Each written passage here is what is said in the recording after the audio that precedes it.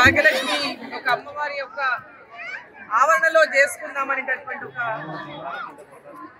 Permission కోసం ఇక్కడ Bathukamma ఆడతామని permission కోసం పెడితే పర్మిషన్ ఇవ్వనటువంటి ప్రభుత్వము తెలంగాణ కాంగ్రెస్ ప్రభుత్వం.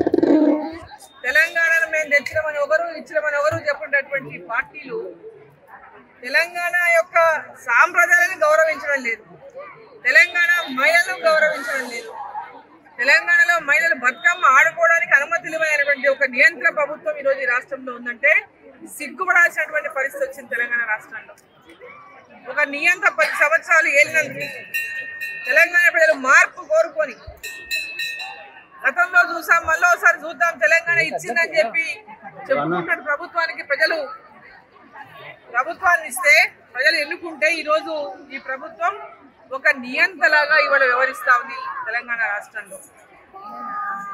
అసలు ఎందుకు దీనికి పర్మిషన్ ఇవ్వడానికి అభ్యంతరం వాళ్ళకు? దీనికి కోర్టుకు వెళ్ళి మేము అనుమతి తెచ్చుకోవాలన్నా? బతుకమ్మ ఆడటానికి కూడా బతుకమ్మ ఆడితే నష్టం ఏముందో మాకు ఇప్పటికి అర్థం కాలే. బతుకమ్మ ఆడడం వాళ్ళకి లా అండ్ ఆర్డర్ ప్రాబ్లం ఏమొస్తుందో మాకు అర్థం కాలే. ఇప్పుడు ఇక్కడ ఆడిండ్రు, వర్షం వచ్చింది, బతుకమ్మ ఆడడానికి కోరికతో వచ్చిన వర్షం వచ్చింది, వర్షం తగ్గింది, ఈ తగినాక కొద్దిసేపు ఆడుకున్నామని నియమం 5 లోపల ముగించాలని కోర్టు ఆదేశాన్ని గమనించాల్సిన పరిస్థితి. కోర్టు ఆదేశము 5:30 వరకే చేయాలన్న పరిస్థితిలో ఈరోజు వర్షం తగ్గింది, ఇప్పుడు కొద్దిసేపు ఇక్కడ ఆడుకోవాలనే కోరిక ఉంది అందరి మహిళల్లో, కానీ ప్రభుత్వం అనుమతి ఇవ్వలేదు.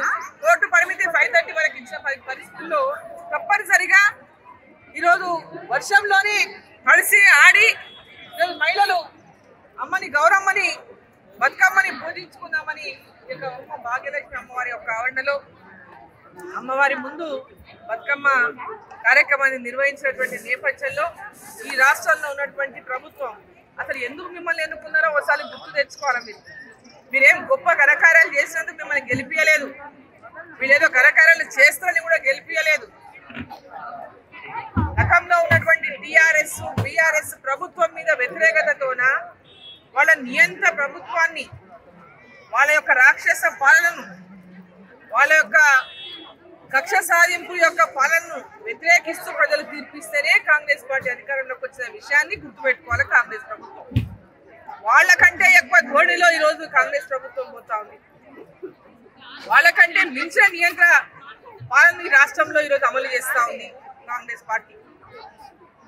అమ్మవారి ఏదైతే ఈ దసరా వేడుకల్లో మనం అమ్మవారిని పూజించుకుంటామో, దుర్గాదేవిని పూజించుకుంటామో, అమ్మవారి ఆగ్రహానికి గురి కావద్దు ఈ కాంగ్రెస్ ప్రభుత్వం అని చెప్పి నేను కోరుకుంటున్నాను. బతుకమ్మను ఆడుకుంటే మీకు వచ్చిన కష్టమేముందో అర్థం కాలేదు.